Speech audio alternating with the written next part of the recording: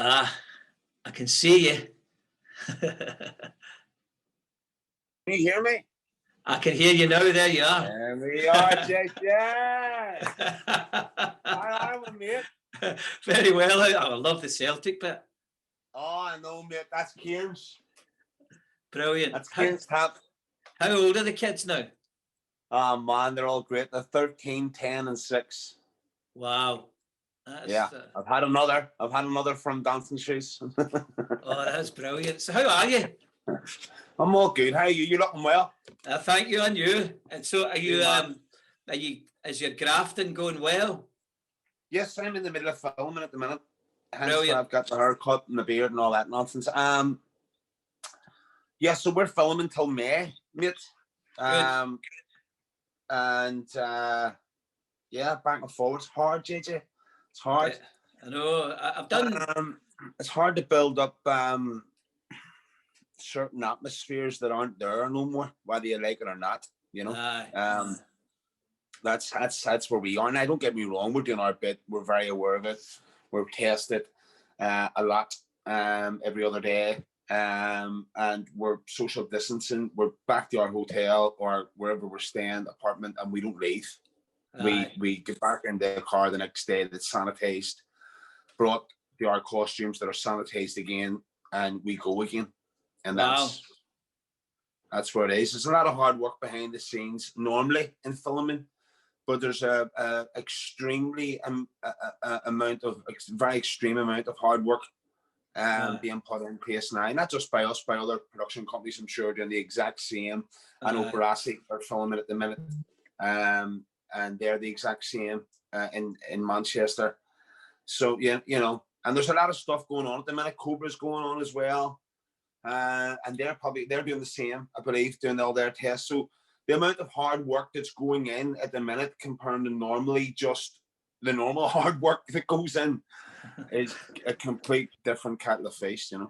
Tell me, I mean, we'll just carry on because that's what this is.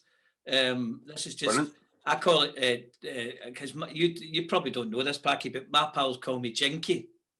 Jinky, I do, yes, I do know that. Because there was rumours around one day that I was going to be a football player. Sadly, misplaced rumours, I might add.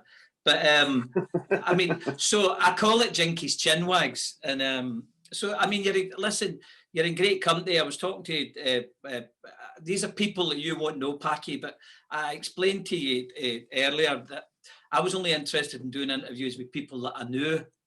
I'm not interested in star searching, and I realise that. And completely and utterly appreciate that there's some people that you would love to have a chat with, but I'm not really comfortable with that. I was talking to somebody yesterday. I met David Bowie. Yeah. And I played at the same festival as him, and I can remember there was a Scottish guy who was looking after him, and he brought David Bowie to say hello to me. Wow. Because we were backstage in a Paris festival. And it was the exact same thing as of just like today as back then. See, when I met him, Packy, I didn't know what to say. I know, mate. Well, sometimes you be like that. It's like, to be honest with you, they say don't meet your heroes, don't meet your idols, don't meet them. Whatever you do, have them, but try your best not to meet them. Now, I sort of believed that for a while, and it helped in a way, and I can see why people say it. Because it's not very often you're going to get to meet your heroes.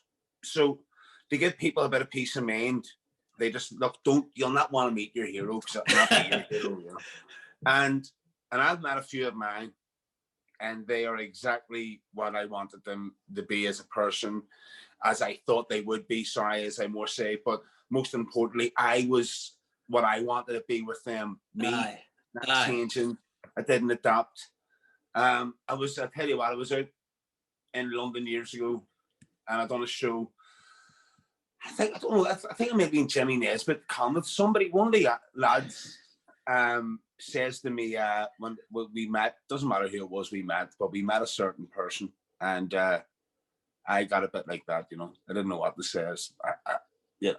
Hello, you know, and then not another word till they left. I didn't. Like, honestly, not just, you know, when they left and we were all going home, I think it was Jimmy Nesbitt. What happened, man? Do you? And I went, what do you mean? He says, well, you didn't say a word, you know? Nobody can't shut you up. I think I just didn't want to put my foot in it, you know? And then you realize you're not being you. You've got to where you are being you. Look, it's a good job you're not searching stars because, you know, you've got me here. So. Oh, no, behaved. Well, listen, I've got a story very similar to that. See, when I was recording, before I met you, when I was recording my first album in New York, Yes. there was a lassie, she's called Darnell McDonald. She works for the broadsheets down in Dublin. And she was studying in America to be a lawyer. And she said to me, would I do this interview with her for a magazine which was called Home and Away, but it was an Irish magazine. Right. And I said to her, I'm not Irish. You know, I said, like, you know, I'm not going to do the grandfather was from Belfast and my granny was from Cushendall, and I'm not going to do that because you know, I don't want to be seen like, you know, like Ronald Reagan or something, or, you know, these people with like distant Irish relatives. Anyway, she said, it's not all about being Irish. It's, I want to do an interview with you. So we met in this pub in New York called the Half King, and she knew everybody in this Half King. And I looked around. I'd never been in the pub before. I was in New York for 4 months doing the album, and I looked over and I went, oh my God, that looks like that young actor. And then I looked over again and I went, oh wow, that looks like that young actor. And then I looked over again, God, that looks like an actor. Anyway, after the interview was over, she introduces me to Jimmy Nesbitt. Brilliant. But the thing was, Packy, I had no idea who he was. Yeah, well, that can happen. Because I'd never really watched much TV. And he'd not care. He wouldn't care less whether you did or not. Didn't fluster him at all. So no. I shook his hand and I said to him, how you doing? Pleased to meet you. And he said, I'm good. What you doing over here? And blah, blah, blah and stuff. Anyway, we were talking away for about 10 minutes, right? And I said to him, are you living over here? And he said, no. He says, I'm over to do a thing for Bravo TV. I said, all right. Are you in the film industry or something? Are you in the music business or what is it? He said, do you not know who I am? And I said, no, I don't. Sorry, Jimmy, I don't know who you are. And he said, do you watch much TV? And I said, no. I said, not an awful lot. I do. And he says, oh, I'm in this thing called Cold Feet. Yeah. And I said, all right, that sounds really interesting. You know, and then jokingly, he said to me, have you been in an effing coma? And I said, no. Is it a big show? And he went, aye, it's a really big show. Anyway, we got on like a house on fire. He invites me to the Bravo night, but the guy standing next to him, who I had no idea who he was, I said to Jimmy, see that guy? Is he an Irish comedian? And he said, no, that's Quentin Tarantino. I had no idea who the guy was. Oh, man. And Jimmy Nesbitt introduced me to him. And I said, Quentin would love that. He would love to be known as an Irish comedian. But fortunately, he's not. I said to Jimmy Nesbitt there, I said, by the way, Quentin, who I don't know either, I said, I thought you were an Irish comedian. And he said to me, well, I could be. I know, I'm sure. There you go, bang, straight out of it. So anyway, Jimmy Nesbitt invited me the next day to the launch, or the next couple of days to the launch of Bravo, Cold Feet for Bravo America. And the two is had a serious party, and we were drinking a concoction I'd never drank before, which was champagne, Red Bull, and vodka, all in the one glass. And I woke up in a subway station, and I remember I thought I better carry some. I'm in like a certain level of people here, and I'd been around very much like yourself. I had travelled a wee bit, so I'd been around, and I thought I better take some money with me. So I took about $400 or $500 with me, but I get rolled in the subway station. They took the lot. You're joking. Listen, it was none short of what I deserved. I could have walked home, but I was so hammered. But anyway, enough. Yeah. Tell me. These things happen, JJ. Packy, I want, for all the people that watch, and we've got a lovely bunch of people that watch, and you'll be my 6th guest. And prior to you, I've had Peter McDougall, who you may or may not know. He's a great film writer. Peter just rewrote Whiskey Galore. He's a big writer, and one of our lads, a Scottish man. And people from the music industry, from Wet, Wet, Wet, and all different people. So I always kind of get into the flavour of things by saying, I met you, Packy, but I met you during Dancing Shoes, and I never knew Packy Lee before then. So tell me a wee bit about yourself. You're obviously a Belfast laddie, or are you a Belfast laddie? Yeah, I'm a Belfast lad. I'm born in Belfast, still live in Belfast. That's where I want to be. I like to travel for work.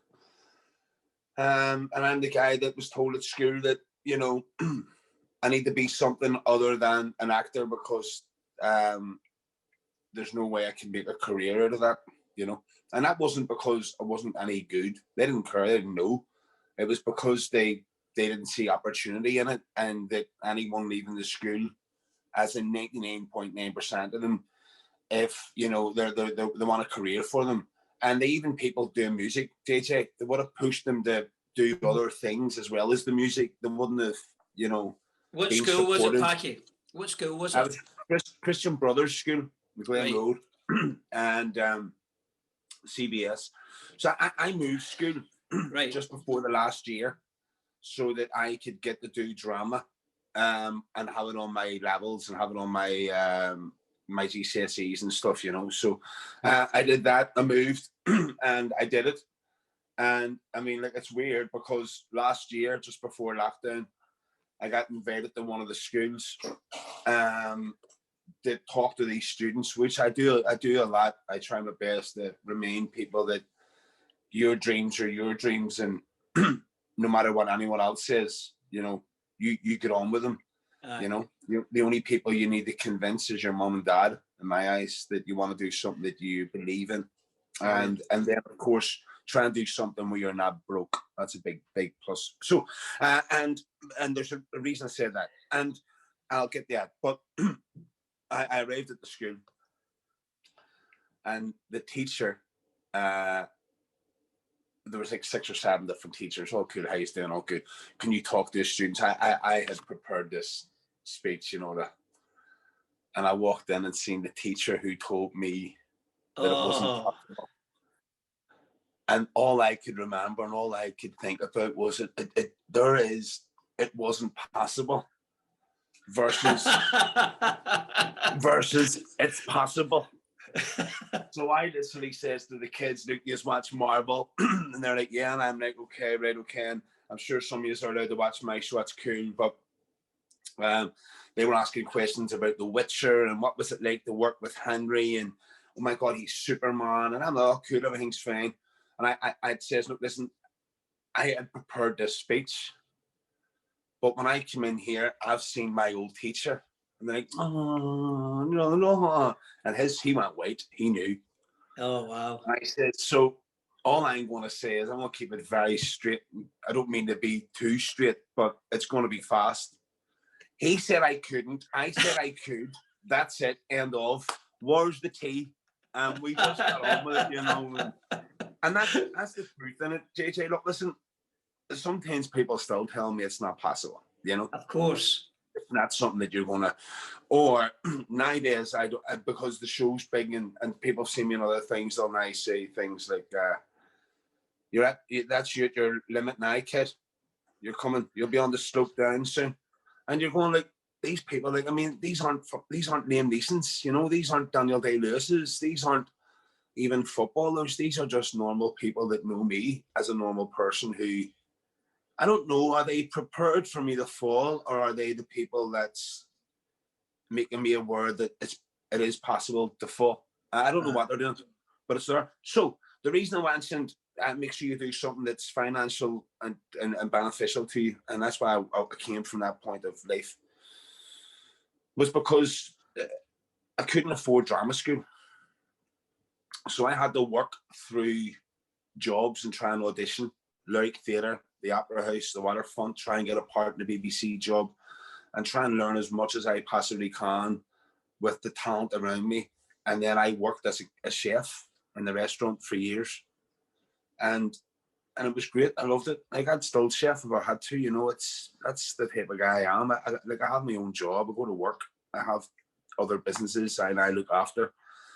And that's how I am with it. That's who I am. I'm not as much as, yes, I'm an actor. Yes, I'm in these shows, and I don't classify myself as well, I'm an actor. I don't think many people from the Belfast actually do. In fairness, yes, we're actors, but the question we're asking, are you working? And if you're not working, then it's hard to say you're an actor. I know, because you think, well, what are you working on? Nothing. Fuck me, you know. When nowadays, because of COVID, everyone's reply is nothing. Yes. What are you, a barman? Where are you working? I'm not. You know, what are you? I'm such and such. Where are you working? We're at home. You know. So the life's changed a lot over the last year. And tell me, did your mommy and daddy, how did they feel about? I'm asking because I'm interested in all different aspects of, because it's hard to tell your mommy and daddy you're going to be an actor. What did they say? Just as long as you have a career that you can pick and choose. Because if you want to be an actor, you're going to need to travel the world. And if you're going to travel the world and do these jobs, you need to be prepared to not be working as an actor. So what's the best job that you could do where if you've learned your trade, you can do it anywhere in the world? You can do it on a train, on a boat, on a plane. You can cook anywhere in the world. Yes. And I knew that was the one. Mechanic was quite close. I love cars and stuff. I love that type of thing. And that was always something. But that's always something that you need your tools, you know. I could be flown to Australia and I can work in a restaurant in two days' time. No problem. I'd pick up where I started, dropped off, you know. So and that was also what they were very positive of. But I mean, look, listen, they still are, you know. They just, you know, their mummy and daddies just want you to do well in life. And that's it. You know? And I think that no matter what you do, they just want you to enjoy it and do well at it. My sister's a singer. She's into music and she's very, very good at it. And she struggled because all her gigs have been cancelled. Yeah. So it's hard, man. You know? So is she playing around Belfast, Packy? She plays everywhere, man. From Greece to Cyprus. She's travelled everywhere, Australia. She sang absolutely everywhere, man. She does gigs everywhere. She's got a voice that basically can sing any song. Yeah. The thing is that people always, like, she's done all these talent shows and stuff, and she just hasn't been one of those guys picked at times when she needed to be, and that happens. But I've also said there that I can promise you that you're the only person who's sang in all these other places because you want to sing, you want to do it, and people want you to come back to the bars and restaurants because, like, I mean, she'd have had a full calendar, you know, like every Thursday, Friday, Saturday, Sunday night done. Yeah. Like from October right through to January, you know. She wouldn't have had much time for herself, you know. And when bars and things still open again, she'll be straight back onto that horse, like most people will, and away they go, because it's also something that she enjoys. You understand? Yeah. JJ, you can't enjoy it. And I think every bit of me wants to say to her not to go to these places in addition for, you know, all these shows. But my problem with that is, and the problem I don't want to say that to her is because it's launched careers, and you know, and I work with people, I write with people that are involved in those shows, and so I can't say I don't want you to do that. I don't want you to you know, because I want you to get through the bars, and I want you to struggle, and I want you to keep singing, and I want you to know what it feels like, because if you get to the level you need to get to, I want you to realize where you've came from. That's straightforward. And I think it's very hard to tell a young girl, like, you know, this is years ago, but, you know, now she's got her kids and stuff and she's doing well, but it's hard to tell anyone, even me, that, you know, it's not your part. Look, listen, I was down to the last two for a nice big part in Band of Brothers, you know. And if I'd have got that, I'd have, you know, that would have been, I thought if I'd have got it, I'd catapult, and that would be me launching my career. And like, I didn't get it, man. You know, I'm back in the house again, looking for a normal job because I need to pay my mortgage. Yeah. And the most important thing I think you need to learn in my business and my end of it is just you need to be prepared to fail. And I don't mean that you failing, that you didn't deliver the lines properly. I mean that you don't look right, or it's not your day, or I don't know, the director has somebody else in mind. You know, we've so many bars to go through before we get the final job, and then to do the job. Yeah. Now we've got critics who are going, right, did you do it well? Could somebody else have done it better? Just like dancing shoes, you know. Yeah, I think that when I mean, I remember being on the set in Dancing Shoes and trying to understand what you do, and obviously, you know, when it got to a point where Peter had taken it over, you know, the director. Yeah. And I remember going down to the rehearsal rooms and saying something. I think it was to one of the girls. It wasn't Kerry. I think it was Was it Lana? Lana, yeah. Lana, and I said something to her, and it was a bit off, whatever it was, and Peter grabbed me and took me outside in that wee church that day, and he stood me outside and he says, JJ, just to let you know, you don't fucking talk to actors like that, you know. And I said, all right, so how do you talk to actors then? I said, because, you know, that's how I would talk to a fellow musician or a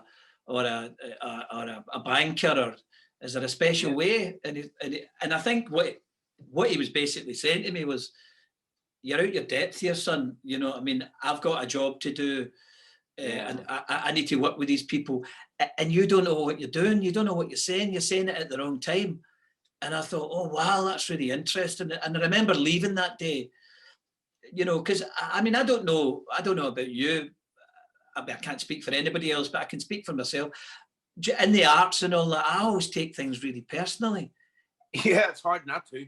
You know, and that day I took it really personally. But the reason for mentioning that was watching all of you deliver lines and watching from the auditions from the day you came in for the audition that day. I didn't even know why I was there. I mean, Mary Jones would be there. Martin Lynch would be there, because that's what they do. They know that stuff. I was really only looking for somebody that could sing, you know, and they could sing the songs. I mean, honestly, God, I think of all the auditions that we went through, both in Belfast, in Belfast and Dublin and London. I can't remember casting an eye over anybody and thinking, what am I supposed to be looking for here? You know, and Martin and Mary invited me down to London. I had no idea why I was there. You know, it was I was just waiting in the moment that I could say to Packy Lee, Packy, do you fancy getting us a wee song? And you would sing it, and then at least I could say to Martin and Mary, he's a good wee singer. Of course, That's the only reason I was there, you know what I mean? Like, I wouldn't know Liam Neeson from a railway sleeper, you know. It is what it is, man. I'm the same. The amount of people I've walked past, and I don't even know I've walked past them. I also don't treat anybody any different. I don't really care. I don't mean that in a bad way. I mean, no. I like to think that I treat everyone with the utmost respect. That I don't need to change for anyone else at any other level, because I'm like that. So no matter who you're with, you're just you. Make sure you're you. My God, don't and whatever you do, don't go all quiet, because that's not who you are. Unless you are quiet, then that's cool. Yeah.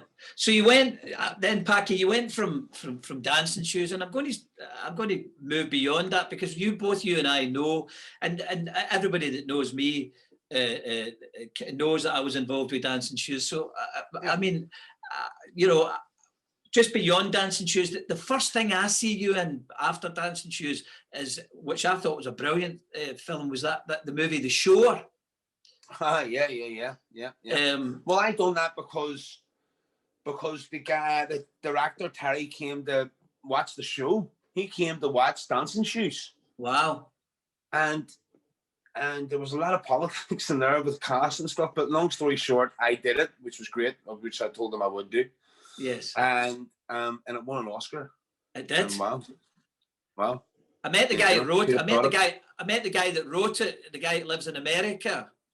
Yeah, Terry. He's back home. He's back and forward. Look, listen. I wasn't even there. You go. This is like how weird this is. This is showing you the level. I'm on the same level as you. He comes, watches the show. I go and audition for the movie. He casts me in the movie, and then I'm told by my wife that that's her uncle, and that he was at our wedding. Jesus. And then he's told by his side of the family and his daughter, that's Packy, that's Danielle's husband, you know. And he's like, no, that's Packy Lee. He's in dancing shoes and all that. No. He's related. He's family, you know. So, man, there we are in the middle of his backyard in Ireland filming this movie. And like, I don't really care what anybody says. The first words he says to me was, listen, kid, I just want to make sure we have the time to get this shot because it's based on a shore coming in and out. But if we can control that, we'll win an Oscar. So let's grow you up for this. And I was like, you joking me? 100%, of course. So early morning starts, 5 a.m. up, you know, we're out picking mussels and we're out doing what we have to. And he's got loads of ideas. He's going through, he's writing different stuff. He's just got lovely scenarios that he wants to happen around the reconciliation of these beautiful characters played by Conleth Hill.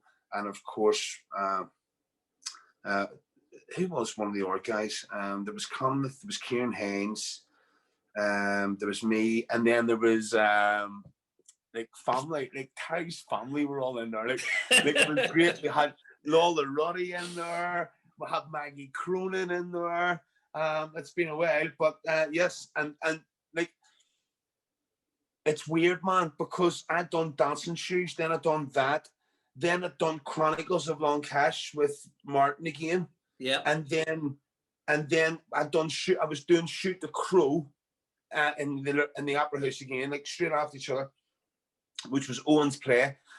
And we were rehearsing that, and that's when the Oscars was on. And I remember saying, lads, like, if we win this tonight, like, I'm coming in here hammered, like, you know.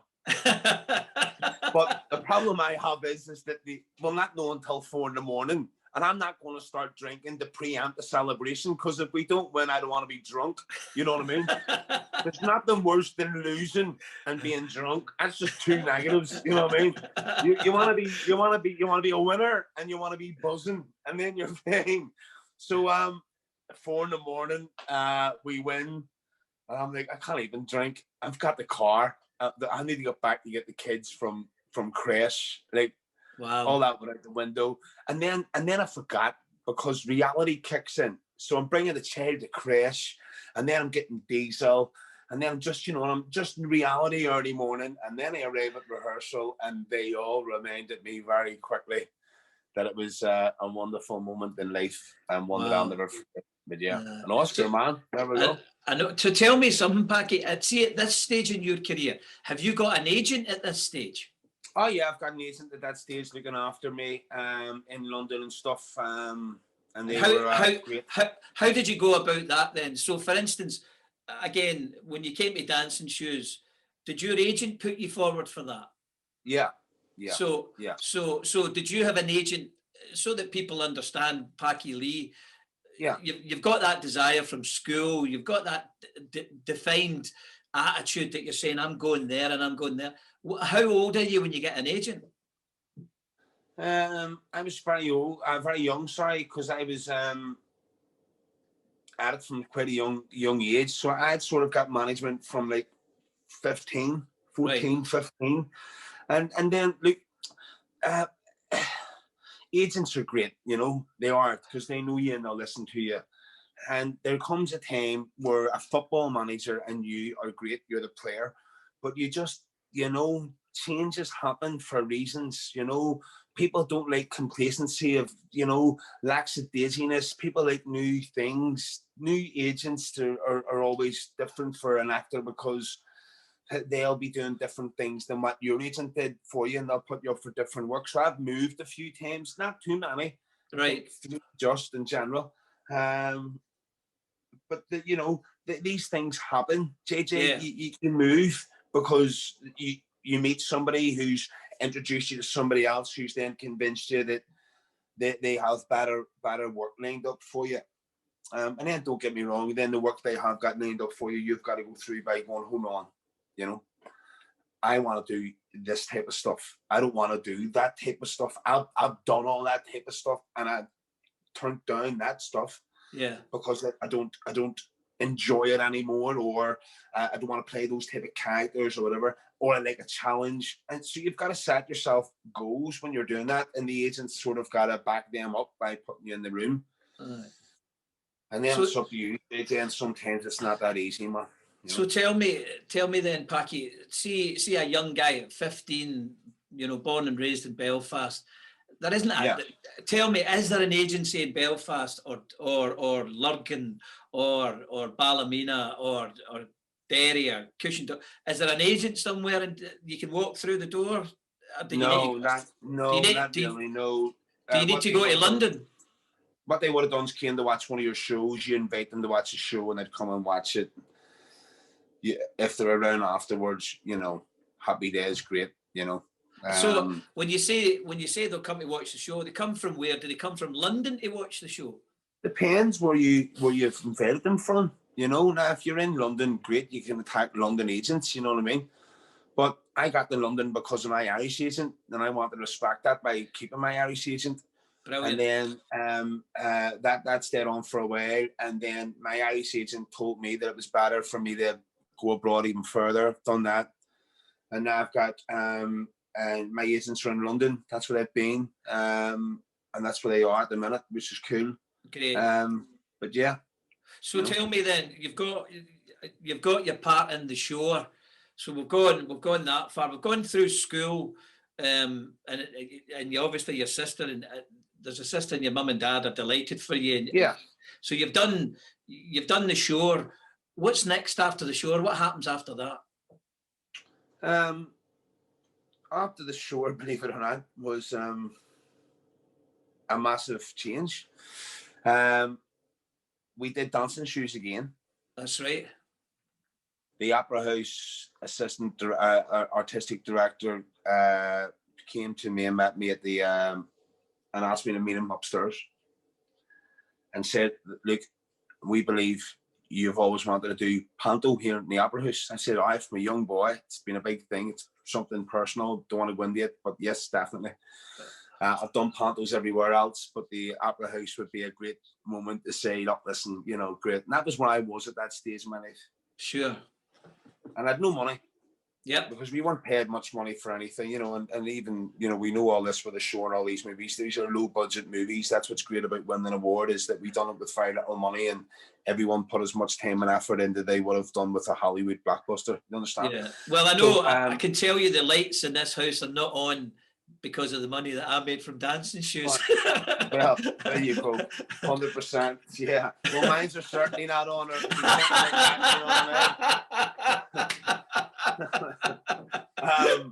So when that happened, they says, look, listen, what we want you to do is fly to London, meet the team, and they're going to get you to do the panto this year. I'm like, great, this is great. I had no money. I had to borrow money to go to London. Why do you have to fly from Belfast to London? The guys doing the Opera House pantomime in Belfast are actually based in London. Wow. And they look after a couple of different shows everywhere around the Birmingham, Manchester, etc. That's amazing. So I went and auditioned. I thought I had a good audition. Apparently I did, but it just didn't work out, and they ended up giving it to somebody else. Now, here's where things start to happen. I'm then heartbroken. I don't get it, because I'm thinking Christmas, kids, money, panto, upstairs, office. I'm on stage at the minute with dancing shoes. I'm on good form. I've sold out shows here in the last 2 years. This is great. I'm on a good winning streak. And then bang, no. Wow. You're like, right. And then you're asked, by the way, can you go to London again? You're like, nah, fuck, I can't. I've no money, man. You know, but it's just, you know, and then you find out there's this show. It's only 1 day filming, but you know, it'd be good to do it if you can get over and audition for it. If you got the part, it'd be really good. I'm like, okay, what's it called? It's called Peaky Blinders.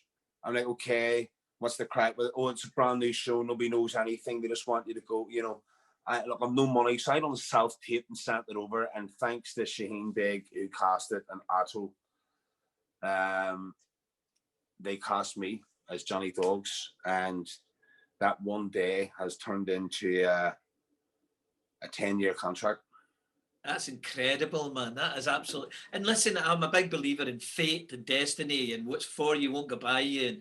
And you know, and I think that's an amazing thing. So the fact is, you can't even afford it. This is a great thing for people to believe in.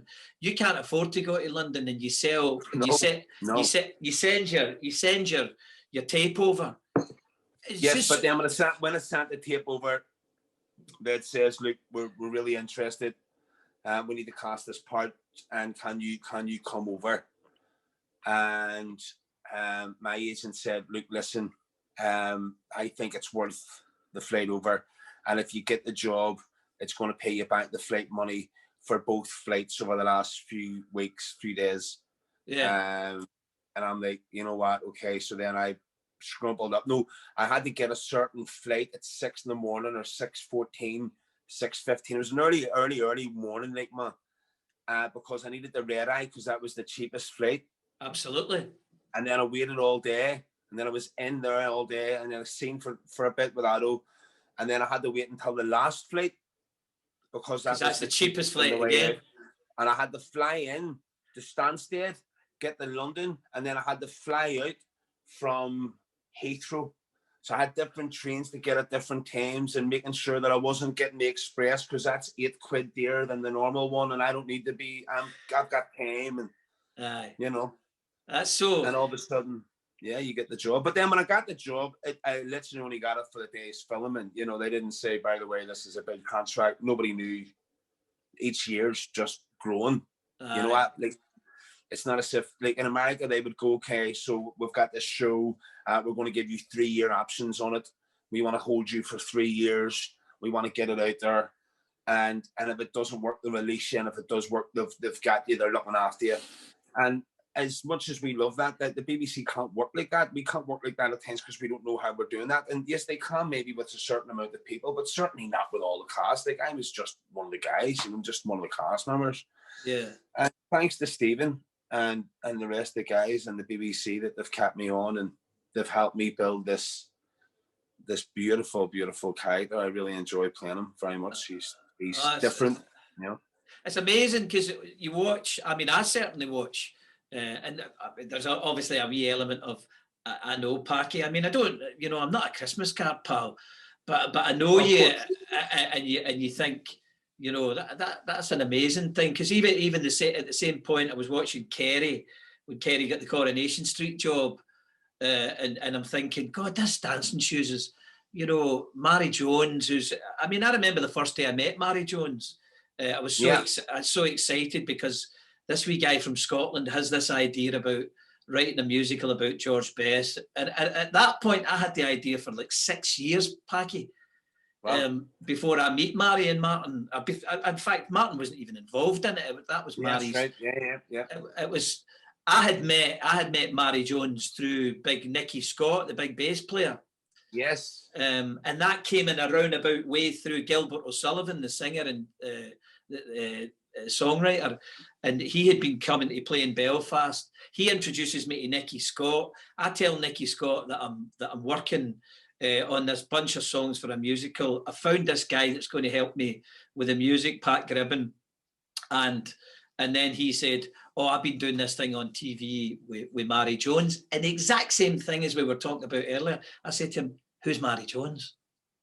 And he said, she's in theatre in Ireland. Mary's an amazing woman. She's the mummy. Yeah, exactly. Really, you know, and so I don't know Mary, but then I go to meet Mary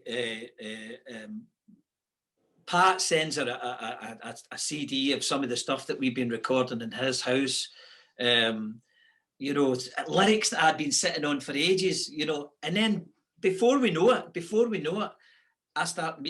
I then figure out who Mary Jones is. Big Ian, her husband, is there at the time. I had no idea who he was either. And then she says to me, "What a star!" She exactly. She says, "Would you?" I always remember Mary shouting into Ian, because I sang her the first few songs on guitar, and then she had a piano, and we said, right, well, I'll sing you another song on piano. And I sang, Georgie, do you want to be a farmer? And then I went on to the piano and I sang her another song, and she shouted, Ian, come on in and hear these fucking songs. And he came in, terrible Belfast accent. That's why I'm not an actor. And no, but it's her attitude. It's perfect. Aye, you know, and he comes in and hears the songs, and then before we know it, I'm in this kind of the throes of Belfast, meeting you, meeting all my great memories are meeting all the actors, and you know, and I was talking to wee Paddy the other day, because I had said to Paddy I would love to interview Paddy as well. I thought, aye, you know, I just thought his idea, you know, and how he played the parts and stuff, but I just find it incredible in that industry, because I remember you, Packy. I remember you being a very, very determined boy. I remember at one point you and I talking about how you were going to take over the merchandising for George Best. You were so determined. You were so determined, and that's what I loved about you. And I loved the fact that. And then I just had opportunities, and I seen it, and I went, you know, this is something that we should do now ourselves and keep it in house before other people go and rip it off us, because I've watched that happen so many times. Yeah. And we tried it, and we got loads of stuff out there, and loads of people have stuff. I've got a cup that's on top of my thing. Nobody's allowed to use it. Me too. You know, and then, you know, lo and behold, we're recording an album. You know, we're recording an album. Well, you're recording this album. Yes. And I was listening to that the other day, and I heard you, Georgie, do you want? And there's a great moment in the show for me. There's a great line in the show for me where you say, and that's the way we breed them up the Craigie. Why? That's the way we breed them. Aye.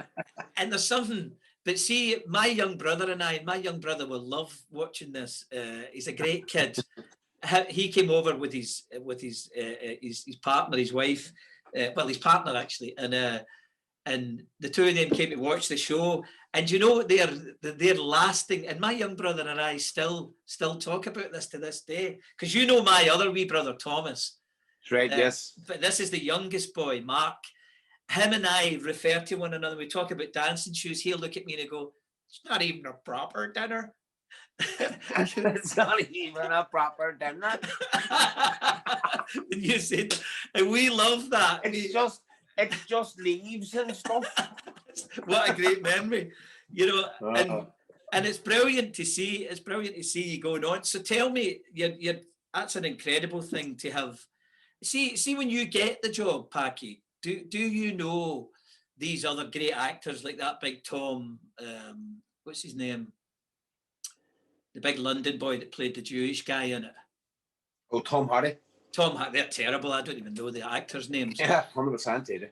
And the other young actor that you play along with, Killian. Aye, Killian. I didn't know Tom. No, I knew of Killian. I met Killian a few times, but obviously now it's a lot different. You know, it's like 10 years and me and Killian working together. These characters are friends, and you know, want to get too carried away with things happen and don't happen and all that. But so great, mate. Great sharing the screen with all these guys. They're all cool. I mean, listen, I was doing a movie called King of the Travellers.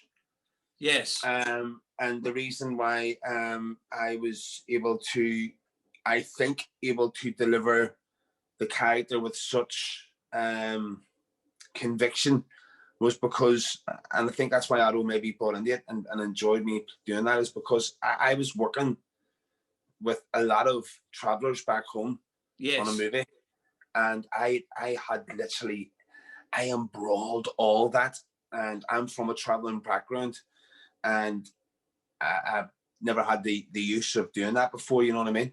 Yeah. So look, long story short, within that, as I'm getting phone calls coming through, JJ, sorry, that's all right. That's all right. Was then this audition happened, and it was the best timing for me to happen, and that's what's beautiful about it. So, because there was you know, there was a thing happened, Packy, that I read. I saw the guy. There's that great English actor that's in it. He lives in New Zealand. Yeah. Well, he's Irish, by the way. Oh, is he? Yes, and he's called Sam Neill. Aye. Now he used to live in Oma and then moved to England, then New Zealand with the Troubles and stuff years and years and years ago. Wow. Now he coached you. Yeah.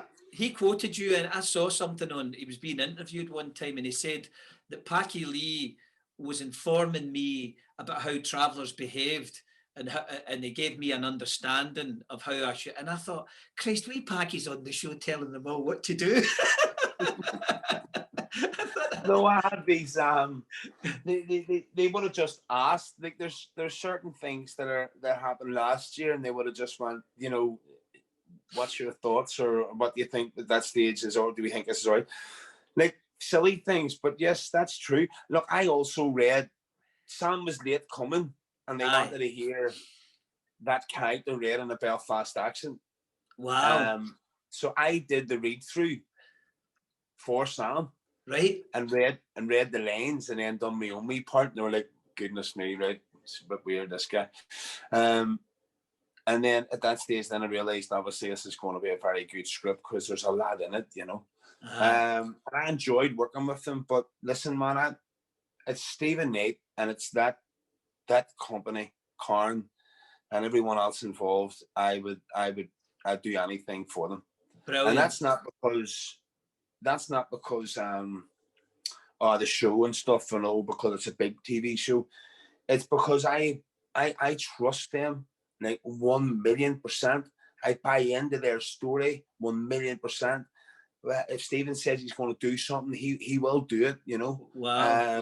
And he has plans and ideas. I know he does. And all we are is actors, man. You know, don't forget that. So there should be a way you should talk to writers, not not actors. That's my personal opinion, because they're the guys creating the drama. Well, funny enough, and I don't mind revealing this because he's okayed it with me. The next guy I'm going to interview is a guy that you might know, Mark Miller. Do you know Mark? I do know Mark Miller. Yes. I haven't met Mark, but me and Mark's met social media. And Mark's another one of them guys I have high regard for. Fantastic writer, loves all his comics. He is a very funny guy, and I mean, goodness me, who doesn't love Mark standing on the golf course with a house coat and a pair of welly boots? Well, the weird thing is you probably know Mark Miller better than I do. Mark went to the same school as me. He knows everybody that I know, and but I had to go around the houses to talk to Mark. I've got a friend that's a politician here, and I get who's good friends of Mark's, Elaine Smith. She was a deputy House Speaker, but she's also in the Labour Party. She's a lovely girl, and Elaine and I grew up together, and for all intents and purposes, I knew everybody that Mark knew. He went to the same primary school as me. He went to the same secondary school as me. But it was the same thing again. I thought, well, you know, Elaine was at my house last year, and I said, do you know, it's funny, because for my next one of my chinwags, I'd love to talk to Mark Miller. And she said, I'll have a wee word with him.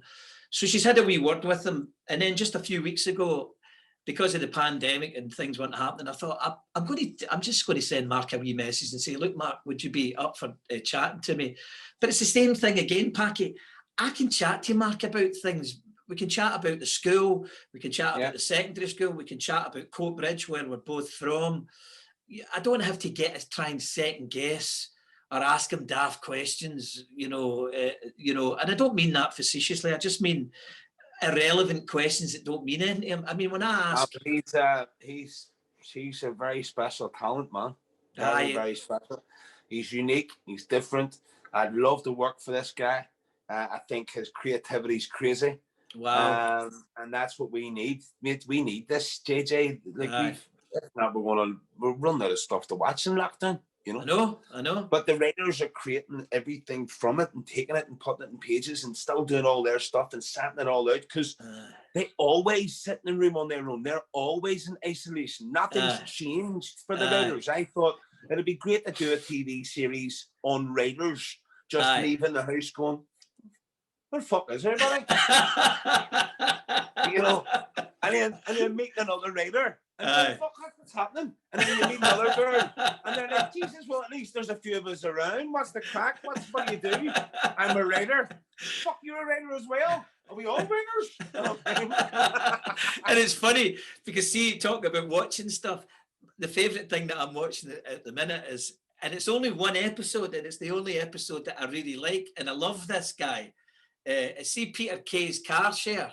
Oh, man. The only episode that I like is the episode with the Smurf in it, the belt. Conneth Hill. I mean, listen, that is just outrageous. I mean, man, see when we were shooting the show together, I had the bait underneath my lips to stop laughing. Now, he wasn't laughing. He wasn't trying to be funny. He's just doing the scene. But this is why you need to stay involved, man. Because see if you come out a wee second and have a wee think about what you're actually doing and how you actually look and where you are at this precise time in life. And think of the words from your daughter. How was work today, Daddy? Wow. You've got to try not to laugh, man. Because you've got to, and when I looked at him, and he hasn't looked, man. And he just looks at me as if to say, are you right? I'm like, right, totally. And I had this right. Honestly, just to stop myself. And even at that, there's still a wee smirk of, see when he says he's one of my heroes. Like, he's one of my theatre heroes. I love him on Game of Thrones, and I think he's amazing on TV. But this guy is, I don't know how to explain. Conleth is a genius in my eyes. Well, see when he turns to Peter Kay in the car and says, "Eden, to get me off that fucking daily counter. My knees are shot." Have you seen the outtakes of that? No. Right, so don't watch anything else now and watch the outtakes. Oh, brilliant. They are like he has like Peter Kay's. I think Peter Kay threw up at one stage just because your man from the League of Gentlemen's in it, and he what he does, and I'm gonna bombastic in the back of the car. But so tell me, Packy, and you might not be able to tell me this, as well as Peaky Blinders, have you got anything else that you're working on? Or? Yes, I've got a movie that's out shortly. It's called Free Fall. It's based on the Twin Towers. 9/11. It's based on true events, obviously, if it's based on that. And I play a stockbroker in London, which is quite cool. It's another one that could do very well. And then I've just been in Pixie, which was in cinema, and I've been in the lockdown. I think it'll still be in cinema when we come out. And then I'm doing Piggies, and then I've a couple of other wee projects that I have in place, yes. But other than that, listen, I'm an actor. I'll do what I'm told to do. There'll be jobs that come, and they're not stuff that I want to do anymore because, or whatever. Can I ask you, Packy? Is it? I know that you've got your kids and stuff. Is there any reason why Packy Lee would need to leave Belfast to further his career? Yeah, there is. Yeah, Nick, I'm not even 10% there in my eyes. Right.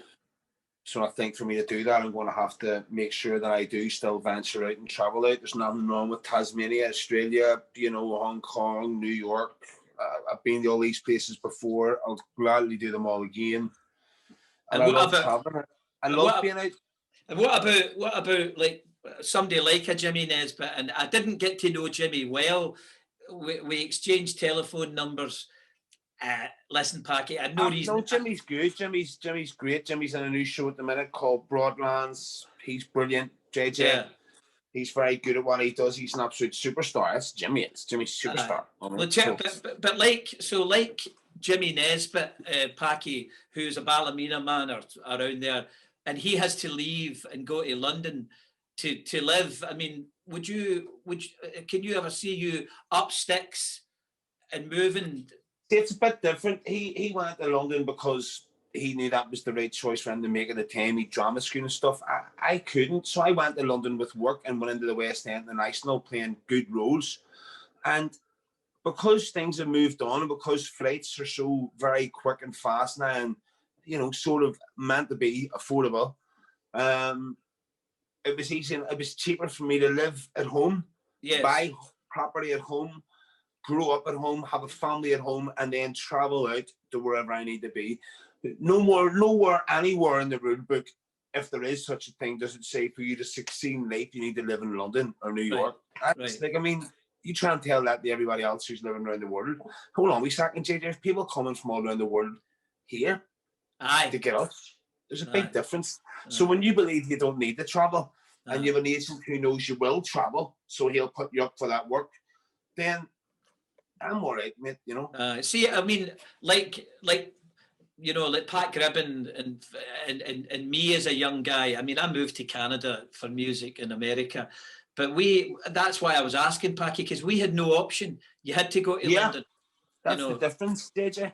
It's a big, massive difference in your job than mine. And in society now in general, like younger kids now don't have to do Canada and New York anymore. And to be honest, they can't.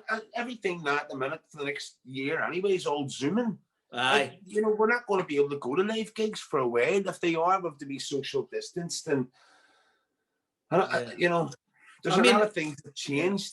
Oh, absolutely. I mean, this is why from here up in this wee kind of room, and you can't really see much of it here, but this is a full scale TV studio.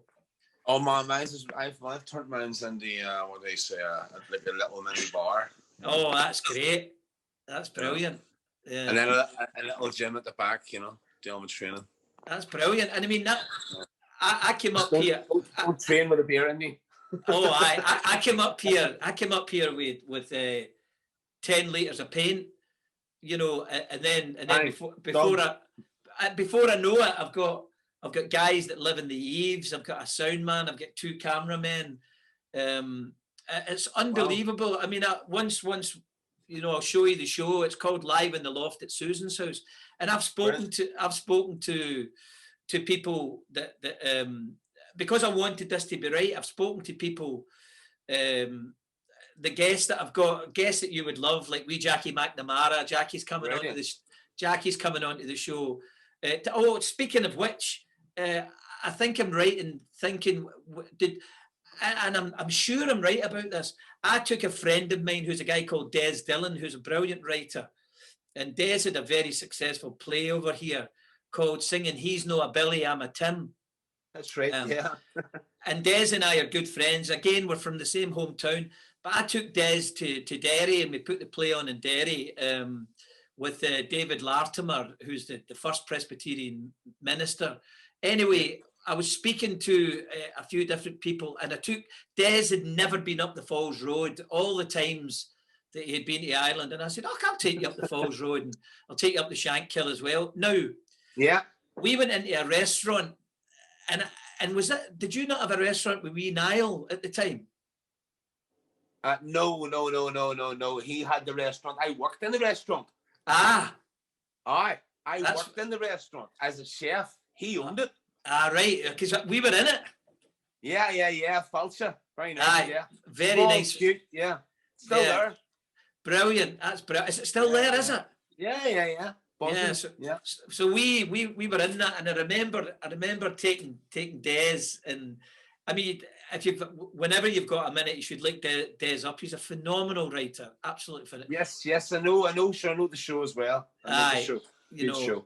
He's Des is a total character, you know, and him and I wrote after Dancing Shoes. Him and I wrote a thing called Me and My Gal, but Gal was his mate, Gallica. Oh right, okay. And he wrote this brilliant book, and I read part of the book because he was from Coatbridge. I said to him, Des, can I turn that into a musical? And he went, can you fuck? But then he allowed me to do it. And I don't know if you've ever saw the show Gary Tank Commander. No.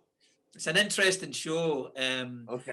It's anyway, two of the young guys in that, Ryan and his brother, we've got a show here. You've probably got a Belfast equivalent. It's a bit like the Scottish EastEnders. It's called River City.